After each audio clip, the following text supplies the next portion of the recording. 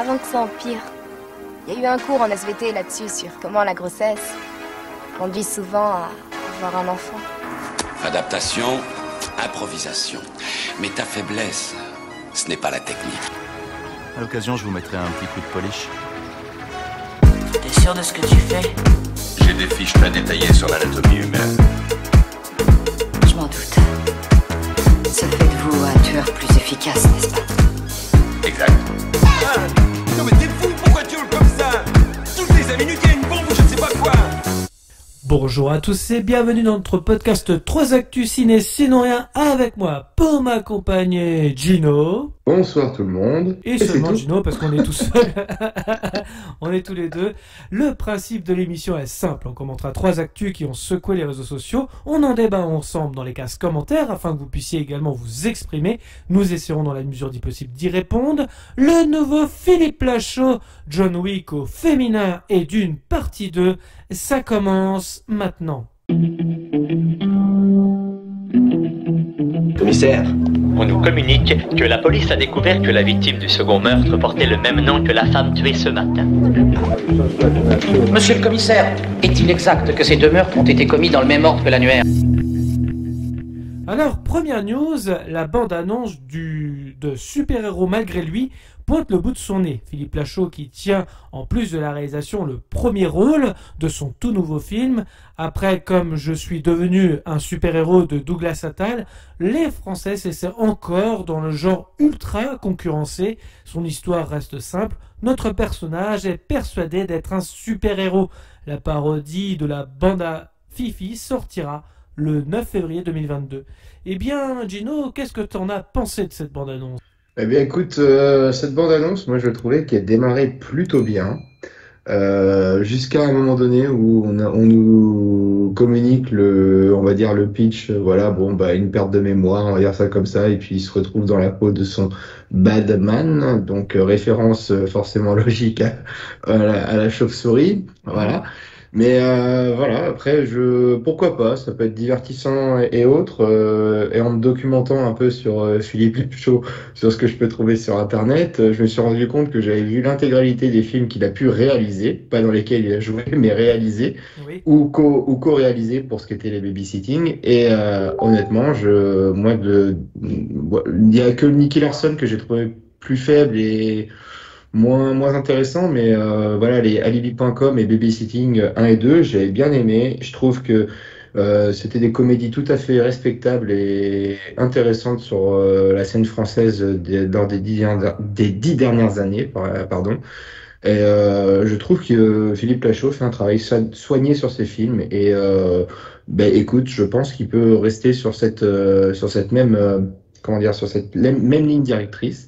Sachant que ces films, hormis Nicky Larson, ont fait à chaque fois plus de 2 millions d'entrées, 3 millions pour les Babysitting 2 et Alibi.com, plus de 3 millions, avec les succès critiques, voilà, et critiques et à la fois publics. Donc, pourquoi pas? Il faut laisser sa chance au produit, et puis le côté déluré de la bande à Fifi, moi, c'est quelque chose sur lequel j'adhère, quoi. Donc, pourquoi pas? Je pensais que Nicky Larson il avait fait beaucoup plus, je sais pas pourquoi. Bah écoute, sur les sources que j'ai, donc le très sérieux Wikipédia que j'utilise dans beaucoup de podcasts, indique que Nicky Larson n'aurait fait en France que 1 600 000 entrées, voilà. Quand les autres ont fait au minimum 2 300 000 pour le premier babysitting et 3 millions 2 pour babysitting 2 et 3 500 000 pour alibi.com, voilà. D'accord, bon, c'est l'instant box-office. Mais c'est du Wikipédia, donc ce sont des infos à prendre avec des pincettes. Après, moi, j'ai un petit peu peur, c'est au niveau du genre, parce que là, le genre super-héros, comme je le disais tout à l'heure, c'est saturé, et le genre a tellement été malaxé, et en même temps, le point de vue parodique, on se souvient tous de super-héros movies, parodiant le monde des super-héros, à sauce Scary Movie, ou même Kick-Ass, où des personnages bien réels commençaient à jouer aux super-héros. Pour ma part, la bande-annonce, en fait, elle m'a pas fait rire, dans le sens où les gags ont déjà été faits, même dans l'industrie du porno, hein, c'est pour dire. Et pourtant, je suis pas quelqu'un qui déteste le travail de Philippe Lachaud, bien au Là, je contraire. reconnais ta passion première qui revient, quoi. La distribution. Non, mais c'est vrai, enfin, le moment où il fait Spider-Man, là, enfin, c'est... Oui, oui, ça, oui, je ça, suis ouais. désolé, ça On a est déjà été d'accord. fait, quoi. C'est du gag potache, mais c'est du gag de la bande à Fifi qui se produisait sur Canal+ à l'époque du Grand Journal. Bon, ça vole pas haut, hein, on est d'accord, mais bon, c'est vrai que là où tu as raison, c'est surtout l'aspect traitement des super-héros où ça va être un défi supplémentaire pour Philippe Lachaud. Ça, c'est vrai. Après, voilà, moi, c'est pareil, hein, je suis comme toi, hein, j'ai beaucoup aimé les babysitting, par exemple. Même Alibi.com hein, m'avait bien fait marrer. Ouais, Là, je donc sais j'ai bien aimé. pas, le projet, il m'attire pas vraiment. En fait. L'histoire, elle a pas l'air folle non. Et même, pour le coup, j'ai pas vu Nicky Larson, mais ça me donne peut-être plus envie sur un projet comme Nicky Larson, un peu casse-gueule avec Philippe Lachaud, plus que sur un film de super-héros. Je sais pas, je sais pas. Nicky Larson, en fait, si tu veux, je l'ai vu quand il est passé sur Canal+, il y a à peu Ouais. près un an de ça. Euh, J'ai trouvé le traitement de Nicky Larson qu'on a connu enfant. Donc après, voilà, Nicky Larson, c'est pas non plus un héros de dessin animé, de manga qui a traversé aussi les générations comme Dragon Ball Z par exemple. Hein. C'était vraiment clivant, plus parlant à notre génération de nous de trentenaires qui avons connu, qui avons baigné là-dedans. Donc c'est vrai que là, il parlait plus à notre génération quand il sort Nicky Larson, d'où peut-être le succès un peu moins Oui. familial, si tu veux, au Ouais. box-office, par exemple. Après, le traitement des personnages était intéressant, c'était l'histoire qui était faible à mon goût, mais par contre, ça se regarde très bien. Enfin, moi, j'ai trouvé que ça se regarde bien. C'est pas inoubliable non plus. Ouais. Enfin, Ok. c'est pas un truc qui va De rester en mémoire. c'est pas un truc qui va te rester en mémoire non plus longtemps, mais je pense que c'est le genre de film qu'on peut prendre plaisir à regarder, voilà, une fois l'année, quelque chose comme ça. Mais c'est pas lui qui va te laisser une trace indélébile, quoi, voilà, sur le scénario. Par contre, c'est propre. Moi, ça fait un peu très cartoon, ça respecte bien le genre. Donc, avec l'aspect un peu ringard du personnage de Nicky Larson, moi, je trouvais ça bien traité, respectueux du format d'origine. Voilà. Après, ça, chacun doit se faire son avis après sur le scénario. C'est sûr que tu vas pas non plus être plié de rire toutes les 10 secondes, ça c'est certain. Mais par contre, il y avait un certain respect. Tu sentais que Philippe Lachaud était fan de Nicky Larson dans sa jeunesse, quoi. Voilà. Oui, bon, on sentait, même dans la bande-annonce, hein, enfin, ça a l'air sincère quand même dans Oui, le oui, sens. complètement. Mais justement, je rebondis sur ce que tu disais sur les gags, et je reviens sur Super-héros malgré lui. Mhm. Qu'est-ce que tu as pensé, parce que ça reste une bande-annonce, donc une pub du film, donc normalement, on n'a pas les meilleurs moments, mais voilà, on essaye quand même de te vendre le projet. Qu'est-ce que tu as pensé des gags, déjà juste de la bande-annonce? Moi, il y en a un qui, à la rigueur, m'a fait sourire. C'est à un moment donné où on le voit, il veut essayer comme il dit, il peut pas laisser ces enfants-là. Ils sont à moitié dans une espèce de chorale. Donc, je sais pas dans quel sens ils se sont dit, les pauvres gamins, on peut pas les laisser se ridiculiser devant leurs parents, tout ça. Ils veulent à moitié pencher le décor. Et il y a des trous dans le décor. Tu te dis, les gamins vont passer, pouf, dans chaque trou. Non, ils se font littéralement écraser. Donc, j'ai trouvé ça plutôt marrant. Je m'attendais pas à ça. Je m'attendais à un truc simpliste. Toc, les enfants passent dans la case. Ouais. Non, c'est pas ça. Voilà, c'est ce côté un peu décalé et tout, mais hormis ça, les autres gags, bon, où il essaie de parler à un mec du raid ou je sais pas quoi qui est dans sa bagnole et puis derrière la vitre, il entend rien. Bon, ok, ça fait un peu, c'est kitsch. La scène, comme tu dis, où il veut faire Spider-Man, on est d'accord, c'est ridicule. Voilà, mais bon. Mais il y a à boire et à Après, manger dans la bande-annonce. exactement. On va dire ça. C'est ça, quoi. C'est sûr que ça semble pas être. Franchement, je pense que sa valeur étalon à lui, c'était Alibi.com, où il a fait vraiment quelque chose.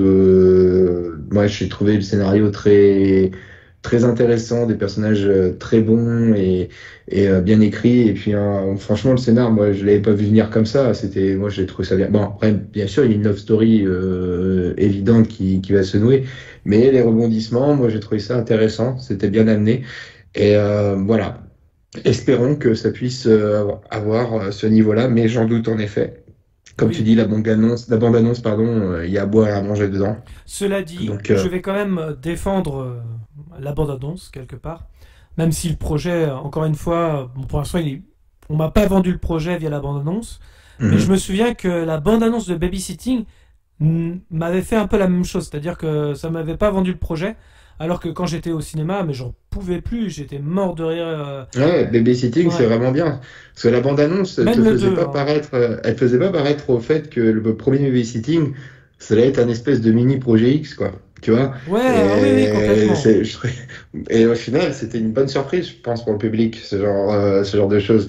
Donc voilà, il y a ce côté-là qui était intéressant. Et Babysitting 2 a surfé sur la vague du premier, auquel tu as juste changé Genio pour avoir clavier. Donc est-ce que j'ai pas été voir sur la distribution, est-ce qu'il fait encore confiance à un autre membre du Splendid pour Super Héros malgré lui? Ah, c'est possible, j'ai pas cette info. J'ai pas cette Mais info. tu vois, Mais c'est ça pourrait être intéressant, effectivement. Parce que il y a Chantal, non, là du coup il fait appel à Chantal là-dessous, mais elle fait pas partie du Splendid. Mais elle était dans il- alibi.com. Hein, elle était dans dans mes souvenirs. alibi.com, tu as raison. Et il va Et, bien ton clébard. Je crois que c'est Après, voilà, il arrive à amener des mecs comme Jean-Hugues Anglade, quand même, qui ont eu des carrières sérieuses sous Besson, tout ça, et ils vont travailler avec lui dans un autre registre. Après, bon, il fait confiance à sa bande habituelle, donc ça, c'est plutôt rassurant, c'est plutôt bon signe. Et puis, voilà, comme un mec comme Tariq Boudali, je le préfère quand il est devant la caméra que derrière. Voilà, c'est clair. Oui. Attention, je n'ai pas vu 30 jours max, mais Épouse-moi mon pote, pardon, c'était vraiment. Oui, complètement. Moi, j'ai trouvé que c'était du sous Philippe Lachaud, quoi. Après, voilà, c'est bien, il y a quand même cet esprit, tu sens qu'il y a cet esprit de camaraderie dans tout ce groupe-là, parce que chaque fois, ils font bosser les uns les autres, ça, c'est très bien. Et puis, mais il y a, je sais pas, techniquement, je trouve que Philippe Lachaud amène quelque chose d'intéressant.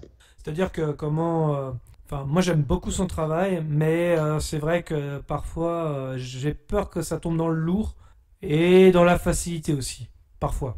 Ouais, après, malheureusement, est-ce que ce sont pas non plus aussi est-ce que ça fait pas partie du cahier des charges un peu du cinéma comique français? Tu vois, les facilités, faut vendre un truc et voilà, on va dire qu'il arrive quand même à avoir des projets un peu quand même un minimum ambitieux que les autres comédies ne font pas. Ça c'est indéniable.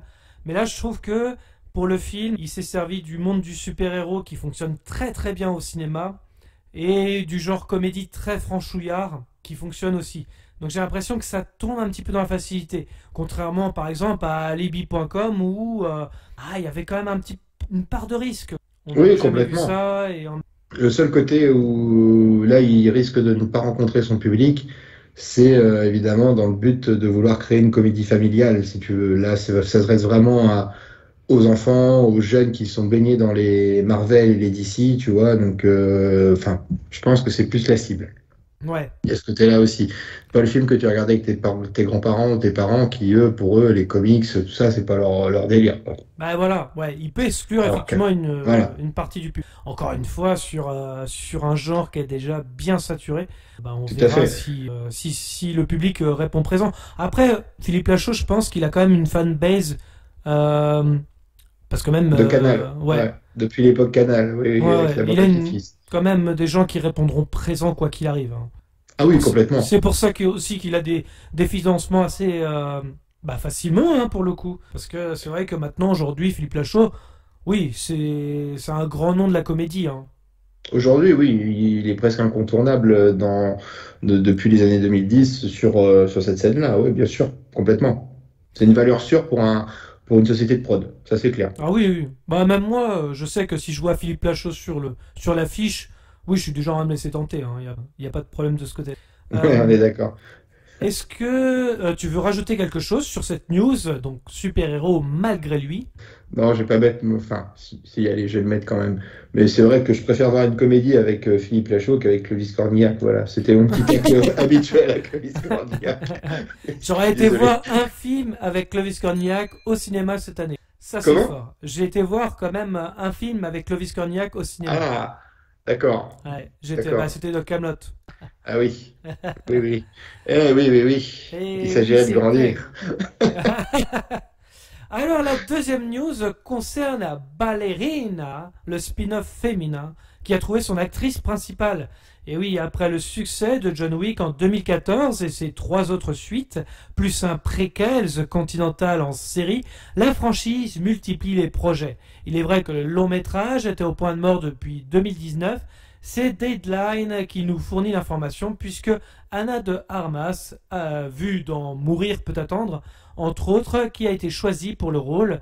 Le scénario reste encore flou, mais devrait raconter l'histoire d'une jeune ballerine qui sortira de l'école d'assassines dirigée par la directrice Angelica Houston, vue dans John Wick Parabellum.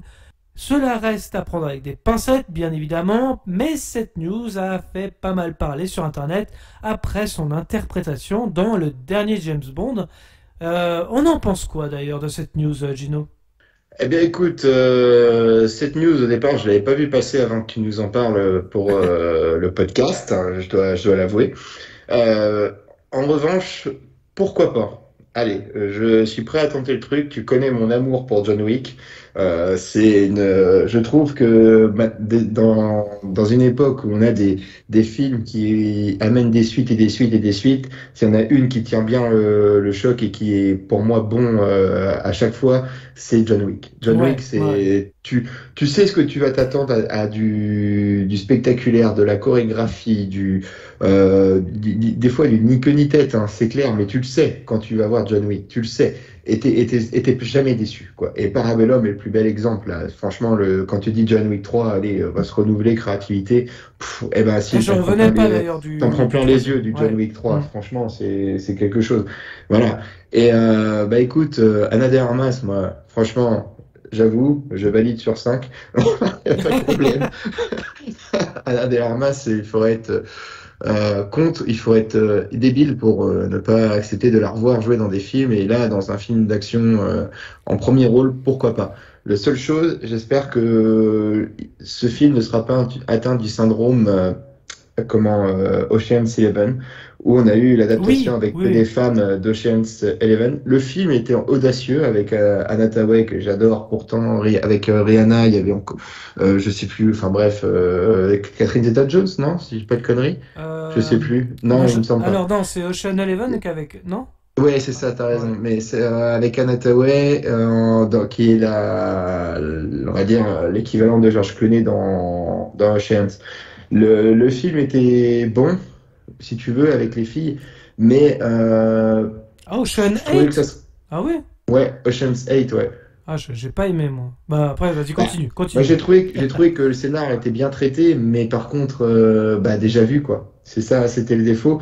Et il y avait moins ce sentiment de complicité qu'on peut avoir dans le film de Ocean's 11, avec notamment entre Brad Pitt et George Clooney, et il y avait Matt Damon aussi, je crois, non? J'ai pas de conneries. Attends. Dans Ocean's 8 ou Ocean's 11? Non, 11. 11, oui, il y avait Brad Pitt, il y avait Matt Damon. Ouais, voilà, il me semble qu'il y avait Matt Damon aussi. Enfin bref, ça fait longtemps que je les ai pas vus, hein, je dois l'avouer. Mais voilà, j'ai trouvé que malgré tout, je crois pas qu'il y avait pas de Matt Damon. Le film, j'ai un gros doute là. Je sais plus.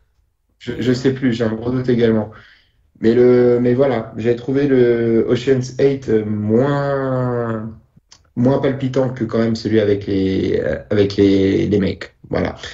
Ce n'est pas de l'antiféminisme que je fais, mais c'est juste un constat où, après l'avoir vu 3 fois, là, on avait quelque chose de vraiment. Je confirme, ok. Ok. Et là, voilà, je trouvais le Ocean's 8 beaucoup moins bon. Et voilà, j'espère que, par contre, pour Ballerina, on va créer vraiment un personnage vraiment à part et plein de personnalités pour Anna de Armas. Je trouve qu'elle le mérite. C'est une actrice vraiment en vogue en ce moment. Ouais. Et voilà, encore, moi, je suis complètement pour. Et encore, t'as pas vu les chorégraphies dans James Bond? Non, j'irai voir ça ce week-end. Moi, après, je pense, parce que comme on disait, c'était à prendre avec des pincettes cette news. Je pense que c'est une news pour sonder le public qu'ils ont sorti ça comme ça à Deadline. Savoir si c'est un projet qui peut potentiellement plaire. Moi-même, j'ai pensé, quand j'ai vu dans Mourir peut attendre, elle a l'étoffe pour apprendre vraiment les chorégraphies dignes de John Wick. Parce que c'est une petite séquence dans James Bond. Je crois qu'elle apparaît que 10 minutes. Mais quand elle apparaît, tu t'en souviendras, quoi. Après, pareil, est-ce que ce projet peut nous raconter quelque chose d'intéressant? Car le projet, il ressemble beaucoup à des films du genre Atomic Blonde avec Charlize Theron, Red Sparrow avec Jennifer Lawrence, ou même encore le dernier Black Widow en l'état. Bon, après tout, John Wick, ça ressemble à Taken en beaucoup, beaucoup mieux, que ce soit dans ses enjeux, les personnages, son univers si particulier. Oui. Donc, Complètement. pour ma part, et puis ouais, on en a parlé, mais sans compter les chorégraphies dignes des plus grands ballets russes. Donc, je reste client si c'est chapeauté par les mêmes techniciens. En tout cas, après, voilà, comme tu signalais que il y aurait un personnage qui reviendrait qui serait issu de l'univers de John Wick, j'espère que ce sera la seule référence et qu'on ne va pas faire que du référencement à John Wick Ah oui, pour oui, l'histoire oui, oui. de Ballerina, quoi. Bah, disons qu'il faut qu'il y ait ce petit côté avec le Continental un petit peu mystérieux, avec cette Ouais, voilà. fameuse organisation. T'as tellement envie d'en savoir plus, justement, sur cet univers, sur ce côté un peu assassin, et leur fameux code. C'est vraiment très codé. Enfin, Hmm. c'est super intéressant. Encore une fois, hein, John Wick, la saga, on n'a jamais vu ça avant. Enfin, Et c'est hyper divertissant, John Wick, quoi. En plus, T'as- c'est très on, bon. on se plaint des fois de films qui vont un peu trop vite ou quoi que ce soit, mais là, ça va à une vitesse parce que le personnage va à une vitesse aussi. Il prend une décision, pouf, il fonce, quoi. Ça le demande, il y a que ça qui est demandé, donc, malgré que ça va vite, tu comprends les enjeux. Donc, c'est ça qui est intéressant. C'est vrai, je te rejoins là-dessus. Puis bon, le fait que ce soit au féminin, j'espère, comme tu dis, c'est pas un truc un peu féministe qui arrive avec des gros sabots. Je suis une femme, c'est compliqué. Parce que bon, en fait, en vrai, on s'en fout, quoi. C'est l'univers qui nous intéresse, c'est le personnage aussi. Est-ce que le personnage aura quelque chose de bien à raconter? John Wick, ce qui était intéressant dans le premier, en tout cas, celui de 2014, c'est que ces enjeux, ils sont assez... Enfin, on comprend parfaitement les enjeux. Ça reste simple, mais c'est vraiment génial. Le fait qu'on ait tué son chien, enfin, c'est... Le mec, il vrille. Voilà, Mais oui, mais oui, c'est totalement. exceptionnel. C'est ça qui est bon. Mais oui, et pourtant c'est simple. Mais voilà, il y a quelque chose. Ce chien, ça veut dire quelque chose. Son passé veut dire quelque chose. Même si on connaît pas tout, ça reste une légende, quoi. Le fameux crayon à papier, ça rajoute du background au personnage. C'est super bien écrit. Exactement. Et pourtant, ça, Tout à comme fait. ça reste simple. Mais non, si, c'est efficace, quoi. Et c'est ça que la force de John Wick. Donc, s'ils font un spin-off féminin, je dis pas qu'il faut faire pareil, mais il faut être aussi subtil. Ouais, faut être aussi subtil, c'est créatif, c'est clair. Qui nous envoie un film, voilà, t'en prends plein la gueule et c'est bon et voilà, c'est génial, sans comme tu dis, autant basculer sans pour autant basculer dans le féminisme exacerbé. Voilà, si c'est un Nikita en plus nerveux, c'est nickel, quoi. Voilà, je veux Ouais, dire, ouais, ouais.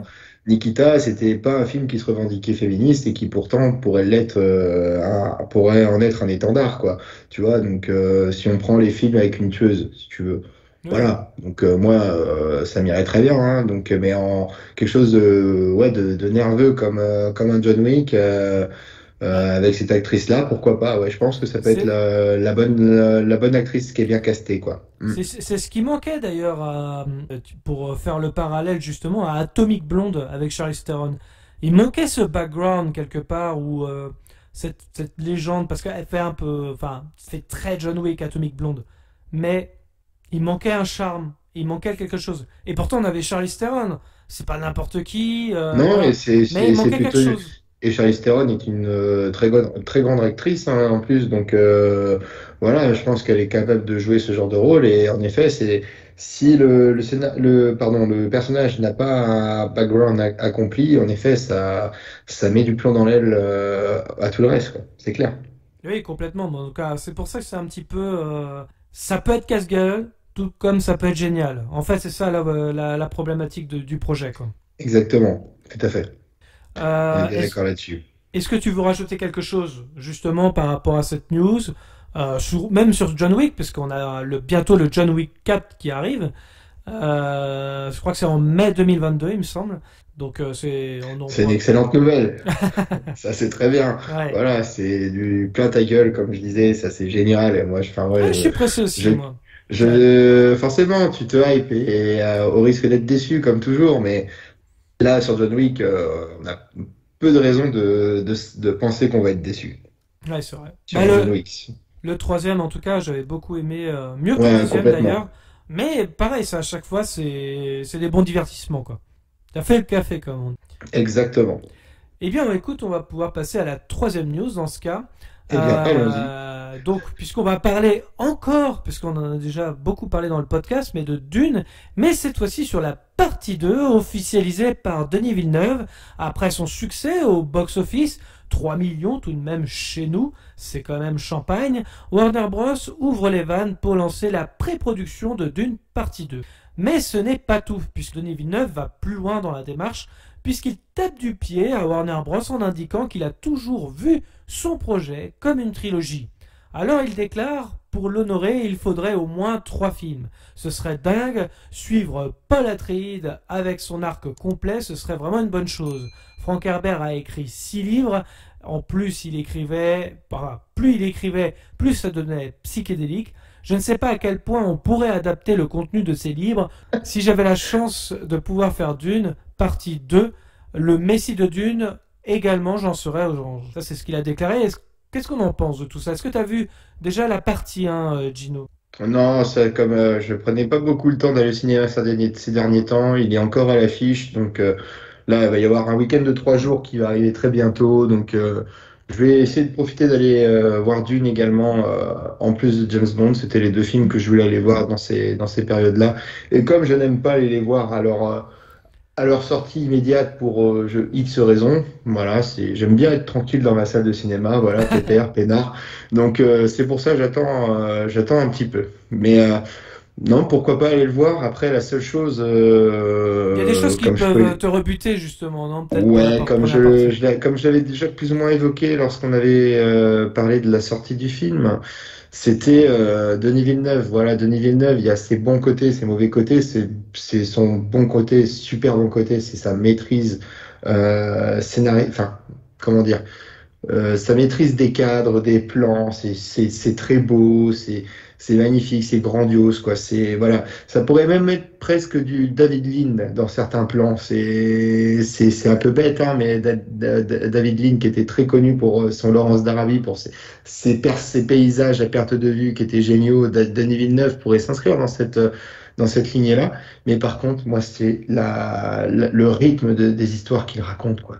C'est chiant, c'est long parfois. Un Blade Runner m'avait énormément, fait chier, quoi. Clairement, son Blade Runner m'avait ennuyé à mourir. Et par contre, Premier Contact, où il fallait avoir de la lenteur, là, je trouvais que c'était bien exploité. Mais Dune, moi, de l'imaginaire que j'en ai, c'est un film quand même qui se doit d'être un peu plus rapide en termes de rythme. Et voilà. Alors après, si je peux rebondir sur le côté un peu chiant que tu as pu avoir dans Blade Runner 2049, ouais.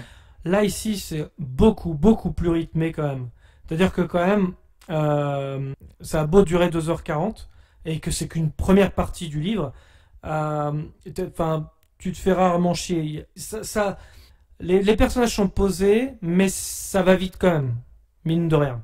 Bon, bah tant mieux. Tant mieux. Déjà, si jamais je peux te vendre le film. Ça me donne une raison de moins d'éviter de rentrer dans la salle. Tu vois, ça me donne déjà une raison. Voilà, je t'en remercie. C'est clair. Et voilà. Après, il y a aussi le côté où Mus disait, une fois qu'il avait vu le film, c'est qu'il avait ce petit goût d'inachevé, cette petite amertume où on va pas au bout des choses. Voilà, c'est ce qu'il semblait évoquer lors de la sortie. Et je rebondis sur ce que disait Mus, parce qu'on l'a vu ensemble justement. On a presque un goût d'inachevé en fait. Donc effectivement, je suis ravi qu'il y ait une partie 2, ça paraît logique, et qu'on ait au moins la fin du premier livre. Après qu'il fasse pas une trilogie, bah tant pis, mais au moins qu'on ait la fin de du premier bouquin, quoi.